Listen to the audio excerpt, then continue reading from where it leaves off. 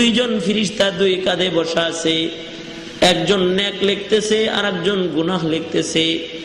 ছোট্ট থেকে ছোট্ট জাররা পরিমাণ নেক কথা বলতেছি তাও তিনি লিখতেছে সওয়াব, জাররা পরিমাণ নেক করতেছি ওটাও আমলনামায় ফেরেশতায় উঠায় নিতেছে।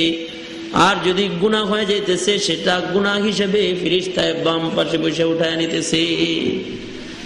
যার নেকের লিস্টি বড় হবে সে জান্নাতে যাবে, আর যার গুনার লিস্টি বড় হবে জাহান্নামে যাবে। এই জন্য দুই জায়গা বানাইছে মরার পরে, হয়তো জান্নাত নয়তো জাহান্নাম। নেক বেশি জান্নাত, গুনাহ বেশি জাহান্নাম। সিদ্ধান্ত নেওয়া দরকার কোন জায়গায় যাবো, গন্তব্য গাড়িটা কোন জায়গায় যাবে, জান্নাতে যাবে না জাহান্নামে যাবে। মাকসাদ উদ্দেশ্য বের হওয়া দরকার।